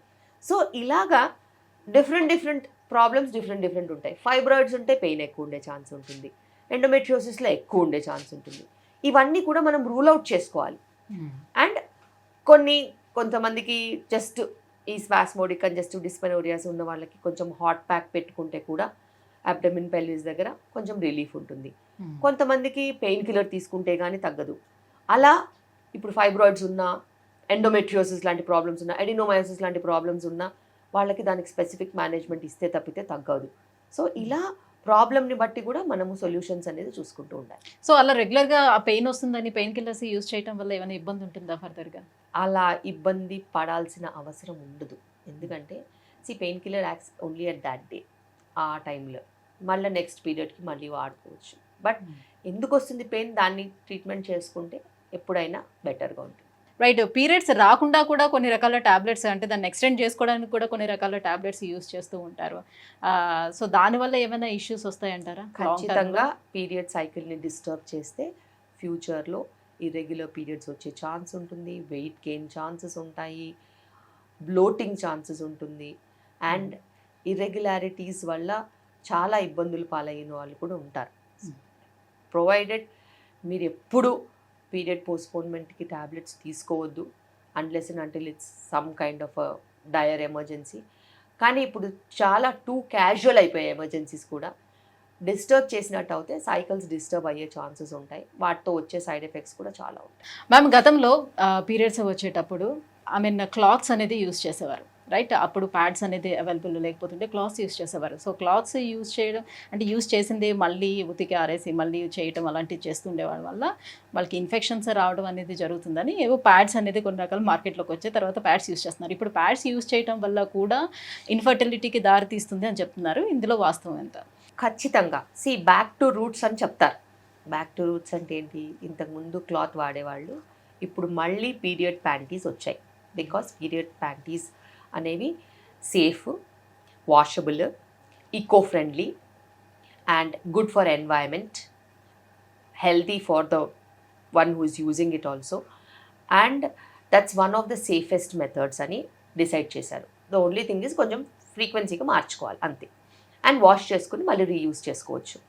అవి యాంటీ బ్యాక్టీరియల్ కోటింగ్తో కూడా వస్తాయి. ఇవి మళ్ళీ బ్యాక్ టు రూట్స్ కాన్సెప్ట్లో వచ్చాం. ఎందుకు వచ్చింది ఆ కాన్సెప్ట్? ఎందుకంటే చాలా రకాలుగా ప్లాస్టిక్స్, మైక్రో ప్లాస్టిక్స్ అనేవి ఈ ప్యాడ్స్ ద్వారా బాడీలో నుంచి లీచ్ అయ్యి వెజైనా ద్వారా వెళ్ళి ఓవేరియన్ క్యాన్సర్ కూడా కాజ్ చేస్తున్నాయి, ఇన్ఫర్టిలిటీ కూడా కాజ్ చేస్తున్నాయి, అలా రకరకాల ప్రాబ్లమ్స్ కూడా కాజ్ చేస్తున్నాయని నిర్ధారణ చేశారు. ఎంతవరకు వెళ్ళిందంటే ఈవెన్ ఫీటస్లో, ఫీటల్ ప్లాసెంటా ఉంటుంది కదా, ప్లాసెంటాలో కూడా మైక్రో ప్లాస్టిక్స్ బయటపడ్డాయి. అంటే మైక్రో ప్లాస్టిక్స్ ఎలా, ఎక్కడి నుంచి, ఏ రూపాన్ని నుంచి వెళ్తున్నాయో కూడా మనకు తెలియదు. అయితే ఈ శానిటరీ ప్యాడ్స్ ద్వారా కూడా మైక్రో ప్లాస్టిక్స్ లీచ్ అవుతున్నాయని సైంటిఫిక్ రీసెర్చ్ ద్వారా మనకి బయటపడింది. అదే కాకుండా ఈ మైక్రో ప్లాస్టిక్స్ ఏవైతే ఉంటాయో, ప్లాస్టిక్స్ ఏవైతే ఉంటాయో యూస్ చేసిన వాటిలలో అది ల్యాండ్ ఫిల్స్ కాజ్ చేస్తున్నాయి. ఎన్వైరన్మెంట్లో పెద్ద మొత్తాన కొన్ని వందల సంవత్సరాల వరకు కూడా బయోడిగ్రేడబుల్ కాదు. వాటి వలన మనకి పొల్యూషనే కాకుండా ల్యాండ్ ఫిల్స్ అవ్వడమే కాకుండా అవి నాన్ బయోడిగ్రేడబుల్ అని నిర్ధారణ చేశారు. సో అంత పెద్ద థ్రెట్ ఉంది ఇప్పుడు. అందుకే ఆల్టర్నేటివ్గా మనకి menstrual cups which are silicone and bio friendly వచ్చాయి. అండ్ బయోడిగ్రేడబుల్ శానిటరీ ప్యాడ్స్ వచ్చాయి. చాలా బ్రాండ్స్ ఉన్నాయి biodegradable sanitary pads. Bamboo stem నుంచి చేయడము, కొన్ని హస్క్ నుంచి చేయడము, అలా రకరకాలుగా బయోడిగ్రేడబుల్ ఒక 30 to 40 డేస్లో మొత్తం డిగ్రేడ్ అయిపోయేలాగా మనకి ప్రొడక్షన్ ఉంటుంది, డిస్ట్రిబ్యూషన్ కూడా ఉంది. విలేజ్ లెవెల్ నుంచి సిటీ లెవెల్ వరకు కూడా ఆ నెట్వర్క్ అనేది ఉంది. అండ్ ఆ దారిలో మేము కూడా చాలా కృషి చేస్తున్నాం. నాకు డాక్టర్ కే శిల్పి రెడ్డి ఫౌండేషన్ ఉంది. ఆ ఫౌండేషన్ ద్వారా కూడా biodegradable non plastic sanitary pads అనేది గవర్నమెంట్ స్కూల్స్లో మేము ఫ్రీగా పంచిన రోజులు కూడా ఉన్నాయి అవేర్నెస్ కోసం. అదే కాకుండా మళ్ళీ ఈ పీరియడ్ ప్యాంటీస్ కూడా ట్రైబల్ చిల్డ్రన్కి, యంగ్ ఉమెన్కి ట్రైబల్ ఏరియాస్లో మనం 2 to 3 కనుక ఇచ్చినట్టు అయితే వాళ్ళు 5 years వరకు కూడా వాడుకోవచ్చు. సో అంత వాళ్ళకి సేఫ్టీ కూడా ఉంటుంది, హెల్తీ కూడా, అండ్ పెద్దగా ట్రైన్ చేయాల్సిన అవసరం ఉండదు. అండ్ ఎవరైతే మ్యారీడ్ ఉంటారో, ఎవరైతే చైల్డ్ బర్త్ అయిన వాళ్ళు ఉంటారో వాళ్ళకి వాళ్ళ సైజుని బట్టి మనము మంచి ట్యాంపూన్స్ కాకుండా, ట్యాంపూన్స్తో కూడా మళ్ళీ అదే ప్రాబ్లం, మైక్రో ప్లాస్టిక్స్, ఫైబర్, ఇవన్నీ మనకి ఏంటో తెలియదు. మనం మెన్స్ట్రువల్ కప్స్ ఇస్తాం. మెన్స్ట్రువల్ కప్స్ ఇచ్చినప్పుడు కూడా వాళ్ళకి ఈ సేఫ్టీ ఆస్పెక్ట్లో జస్ట్ కప్ తీయడం, ఎంటీ చేయడం, వాష్ చేసుకోవడం, హాట్ వాటర్లో బాయిల్ చేసుకొని రీయూజ్ చేసుకోవడం. And 1 cup will last for many years.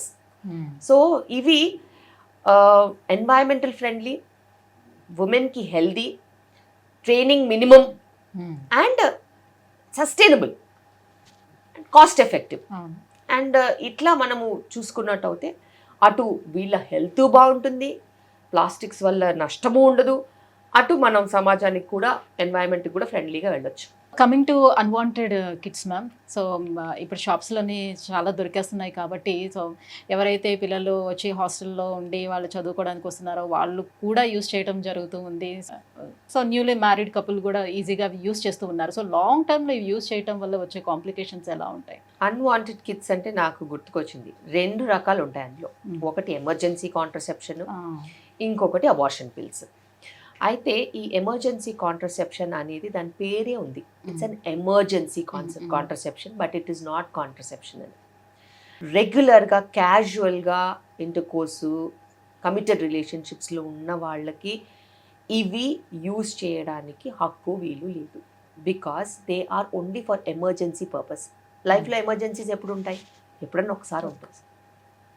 అది ఎవరికి, అందరికీ రావాల్సిన అవసరం లేదు ఎమర్జెన్సీస్. ఎవరికైనా ఎమర్జెన్సీ వచ్చినప్పుడు, for example rape or anything that is not at all predicted at that time, emergency contraception use చేయాలి. If you fall in that fertile time, period నిన్న అయిపోయింది, ఈరోజు ఎందుకు ఎమర్జెన్సీ కాంట్రసెప్షన్? రేపు నీకు పీరియడ్ వచ్చేలా ఉంది, ఈరోజు ఏదైనా యాక్సిడెంటల్ ఇంటర్కోర్స్, ఈరోజు ఎందుకు emergency contraception? So your doctor has to decide whether you really need it or not. So ప్రతి ఎమర్జెన్సీ కండిషన్ నువ్వు డిసైడ్ చేయొద్దు, నీ డాక్టర్ డిసైడ్ చేస్తుంది. And whether to give you or not తను డిసైడ్ చేస్తుంది. This is first thing. Second thing, abortion pills. ఈ abortion pills అనేవి చాలా చాలా ట్రిక్కీ. ఆ అబార్షన్ పిల్స్ కొన్ని కోట్ల ప్రాణాలు తీసేసుకున్నాయి. If given under supervision in a medical setup, నీకు ఫాలో అప్ ఉంటుంది. You are entitled to give a safe environment, correct protocol, follow it up, everything is clear or not, you will judge and you will give them that safety. నీకు safety లేకుండా ఎటబడితే అట్ట తీసుకుంటే నీ ప్రాణాలు పోతాయి. ఏ హాస్టల్లోనో మీరు అన్నట్టు ఏ ఇంట్లోనో పొద్దున్న లేసే వరకు బతికి ఉంటారు. ఎందుకంటే మేము ఆ ట్యాబ్లెట్స్ ఇవ్వాలి అని అంటే ఖచ్చితంగా హిమోగ్లోబిన్ చెక్ చేస్తాము, ఓకే, థైరాయిడ్ చెక్ చేస్తాము, స్కాన్ చేస్తాము, ఎన్ని వీక్స్ ఉందో చూస్తాము, దాని ప్రకారం డోస్ ఇస్తాము. ఫస్ట్ డోసులు, సెకండ్ డోసులు, ఫాలో అప్ స్కాన్లు కూడా ఉంటాయి. వీళ్ళు మింగేస్తే ఎటబడితే అట మింగితే, అది యూట్రస్లోనే లేకపోతే ట్యూబ్లో ఉంటే, అది పగిలిపోతే, పెయిన్ వస్తే ఈ పెయిన్ కామనే కదా అని భరిస్తే మార్నింగ్కి శవమైతే వెళ్తారు. సో ఇలా ఎంతోమంది చనిపోయి కాంట్రవర్షియల్ కేసెస్ అయినవి కూడా మీరు చూశారు. అంటే ఫామ్ అయిన ఎంబ్రియో ట్యూబ్స్లో ఉండిపోతాయి అంతే, వాళ్ళకి తెలియదు కదా. సి భయానికి మింగేసే వాళ్ళు ప్రెగ్నెన్సీ టెస్ట్ పాజిటివ్ రాగానే మింగుతారు, కానీ నేను స్కాన్కి వెళ్ళాలా? స్కాన్ డాక్టర్ రాస్తే కానీ చేయదుగా. మరి నువ్వు డాక్టర్ దగ్గరికి వెళ్తే డాక్టర్ నీకు కరెక్ట్గా చూసుకుంటుంది. డాక్టర్ దగ్గరికి వెళ్ళని వాళ్ళ గురించి చెప్తున్నాను నేను. ప్రెగ్నెన్సీ పాజిటివ్ వచ్చింది కదా అని టాబ్లెట్స్ మింగేసి ఓవర్ బ్లీడింగ్ అయ్యి కొలాప్స్ అయిపోయి చావు బతుకుల్లో 5 grams 4 grams హీమోగ్లోబిన్తో మా దగ్గరికి వస్తారు. వచ్చినప్పుడు మేము చేసే కష్టము ఎవరు రికగ్నైజ్ చేయరు. ప్రాణం పోతే డాక్టర్ వల్ల ప్రాణం పోయింది అంటారు తప్పితే ఇలా మింగొచ్చింది అందుకే పోయిందని ఎవ్వరు చెప్పరు. అది వాళ్ళు మాకు కూడా చెప్పరు. She was very healthy yesterday, they went in to the hospital and she died అంటే ఆలోచించండి ఎంత భయంకరంగా ఉంటుందో. ఎంతమంది డాక్టర్స్ దాన్ని అట్లా బ్లేమ్ తీసుకుని మనకి కష్టాలు పాలయ్యారో. So every woman is very healthy one day before she takes a nonsense tablet. And if it is an ectopic, if it ruptures or if it is ఒక 12 weeksకి 6 weeksది మెడిసిన్ మింగిందనుకో, అది అటు ఇటు కాకుండా మధ్యలో ఇరుక్కుపోతే బ్లీడింగ్ అవుతానే ఉంటుంది. Clots clots clots clots bleeding అవుతుంటుంది placenta ఉన్నంత వరకు.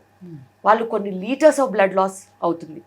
సో ఇదంతా కూడా జనాలకి అవేర్నెస్ లేక కాదు, ఓవర్ స్మార్ట్ బిహేవియర్. మాకే తెలుసు, మాకు అన్నీ తెలుసు, మా పక్కింటి వాళ్ళు యూజ్ చేస్తారు, మా ఫ్రెండ్ యూజ్ చేసింది, she had never a problem. Every situation is different. ఒక మనిషికి ఇంకో మనిషికి పోలికే లేదు. నీ హిమోగ్లోబిన్ వేరు, నీ యూట్రస్ వేరు, నీ ట్యూబ్స్ వేరు, నీ సైజ్ ఆఫ్ ప్రెగ్నెన్సీ వేరు, నువ్వు కనుక్కున్నది వేరే టైంలో, నీకు ప్రోటోకాల్ వేరు ఉంటుంది. దీన్నే కదా మెడిసిన్ అంటారు. అందుకే కదా 10 ఏళ్ళు 15 ఏళ్ళు చదవాలి. లేకపోతే క్రాష్ కోర్స్ లాగా 4 రోజుల్లో కంప్లీట్ చేసేయచ్చుగా. దీనికి ఈ మెడికేషన్, దానికి ఆ మెడికేషన్, దీనికి ఈ మెడికేషన్, డెలివరీ ఇట్లా ఉంటుంది, సెక్షన్ ఇట్లా ఉంటుంది అని అయిపోద్ది. అలా ఉంటుందా చెప్పండి? అలా ఉండదు కదా. సో సిచ్యువేషన్స్ బట్టి మనకి మేనేజ్మెంట్స్ అనేవి నేర్చుకోవడానికి కొన్ని ఒక డికేడ్ పడుతుంది. అదంతా క్యాజువల్గా అబార్షన్కి మెడికేషన్స్ ఇళ్లల్లో కూర్చుని మింగేస్తే ఎంత అనర్థం. It's purely non sense. And అది అసలు ఎవరికి ఎంకరేజ్ చేయొద్దు. And it is very very very dangerous. Right. Thank you ma'am, thank you so much. So చాలా టైం మాకు స్పెండ్ చేసి సో మచ్ గుడ్ ఇన్ఫర్మేషన్ కూడా వ్యూవర్స్ అందరికీ కూడా పాస్ చేశారు. Thank you so much. Thank you.